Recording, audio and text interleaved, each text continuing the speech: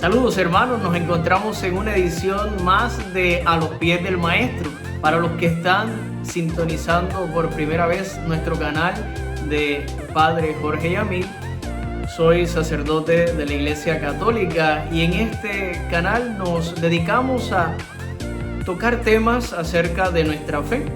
En esta ocasión vamos a estar retomando las lecciones de las Sagradas Escrituras. Hemos tenido una primera lección y en esta ocasión vamos a estar dedicándonos a la segunda parte de la introducción a las Sagradas Escrituras. En aquella primera ocasión les invitamos a ver, si no lo han visto, nuestro primer video dedicado a las Sagradas Escrituras. Nos hemos estado planteando tres preguntas. La primera de ellas era: ¿quién escribió la Biblia? La segunda, ¿cómo se escribió la Biblia? Y la tercera, ¿dónde o sobre qué materiales se escribió la Biblia? En esta segunda lección vamos a estar respondiendo dos preguntas. La primera de ellas es: ¿en qué idiomas o qué lenguas se escribió la Biblia? Y la segunda pregunta que vamos a estar respondiendo en esta ocasión es: ¿en qué géneros literarios podemos encontrar en las Sagradas Escrituras? Así que si quieren enterarse sobre las respuestas a estas dos interrogantes, les invitamos a que continúen con nosotros hasta el final de este video.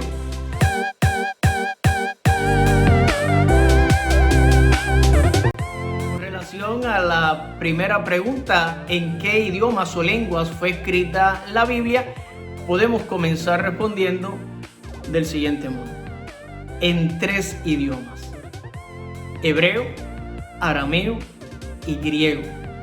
Casi todo el Antiguo Testamento fue escrito en la lengua hebrea. ¿Por qué el hebreo? Porque era la lengua propia de Israel. Y por eso, pues, los libros del Antiguo Testamento en su mayoría son escritos en la lengua hebrea. Sin embargo, podemos encontrar textos del Antiguo Testamento en la lengua aramea.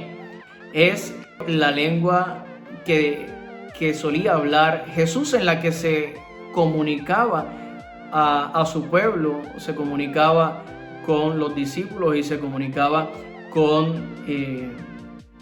en su comunidad. Por ejemplo, ¿qué textos del Antiguo Testamento podríamos encontrar en arameo?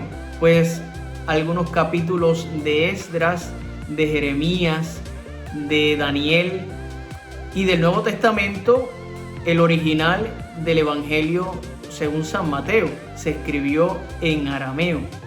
Y finalmente encontramos en las Sagradas Escrituras la lengua griega. En ella podemos identificar algunos libros del Antiguo Testamento, y prácticamente todo el Nuevo Testamento fue escrito en griego, a excepción, como ya hemos dicho, del Evangelio de Mateo, que originalmente se escribió en arameo. Tenemos que hacer notar que el griego que aparece en las Sagradas Escrituras es un griego popular, no ese griego clásico que podemos encontrar en las novelas o historias de la antigua Grecia, sino un griego más popular, llamado koiné. Es ese griego más popular, más pueblerino, que va tomando más impulso luego de que Alejandro Magno invade Grecia. Bueno, ahora sí vamos a intentar responder la segunda pregunta que nos planteábamos al inicio para esta lección, y era: ¿en qué géneros literarios fue escrita la Sagrada Escritura, o qué géneros literarios podemos encontrar en la Biblia? El primero que podríamos identificar es la historia o la historiografía. ¿Qué libros podríamos considerar históricos? Podríamos identificar dos grupos: En un primer grupo podríamos identificar como libros históricos a Josué, Jueces, Samuel y Reyes. Podríamos identificar otro grupo que podríamos catalogar libros históricos, serían Crónicas, Esdras y Nehemías. Cuando hablamos de libros históricos, no se pretende decir que todo lo que ellos narran es una historia tal cual que sucedió así paso por paso, sino que el autor sagrado utilizará esos elementos históricos, esas experiencias históricas del pueblo de Israel, y es como una reflexión de esos eventos que han ocurrido en el pasado, presentados, propuestos ahora para vivirlos en el presente.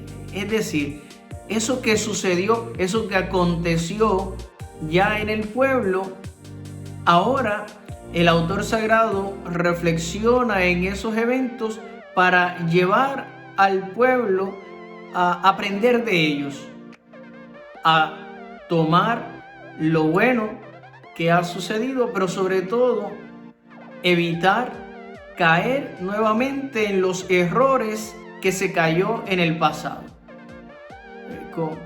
Es decir, vamos al pasado, lo recordamos para aprender de él y evitar volver a cometer los mismos errores. Eso es lo que en esencia procuran estos libros que llamamos históricos. También podemos identificar como género literario la ley. Ley entendido como esos textos de corte legal que pretenden proponer leyes, que tratan de dar orden, estructura al pueblo a través de leyes. Un libro característico de este género es el Levítico, donde se dan órdenes, por ejemplo, no matarás, se dan los mandamientos. Se trata de regular el comportamiento del ser humano, del pueblo de Israel. Un tercer género literario que podemos identificar en las Sagradas Escrituras, sobre todo en el Antiguo Testamento, es el de la profecía. Este es un género, podríamos decir, de los más importantes en el Antiguo Testamento. Los libros proféticos son los que presentan los oráculos propuestos por los mismos profetas, y en ellos pues vamos a encontrar las denuncias que el profeta hará al pueblo, a las autoridades de Israel, y los anuncios como venidos del mismo Dios. El profeta es el que habla en nombre de Dios. Ejemplos de estos libros proféticos son varios, por ejemplo los más conocidos, el profeta Isaías, Jeremías, Amós, etc. Un cuarto género literario que podríamos identificar en las Sagradas Escrituras es el de la lírica o el poético, que es este modo de hablar utilizando todos estos recursos lingüísticos y artísticos. Podemos identificar 3 libros eminentemente poéticos: el libro de los Salmos, el libro de las Lamentaciones, el Cantar de los Cantares. Un quinto género literario que podemos identificar es el de la sabiduría o sapiencial. Y aquí la preocupación de estos libros sapienciales es la vida cotidiana, la vida ordinaria. Y aquí vamos a encontrar proverbios, refranes, sentencias que ayudarán al pueblo de Israel en ese día a día. Aquí, ¿verdad? En Puerto Rico tenemos muchos proverbios, muchos refranes de la vida ordinaria de nuestros abuelos, de nuestros padres, que guardan detrás toda una sabiduría muy sencilla, muy pueblerina, pero que muy profunda al mismo tiempo.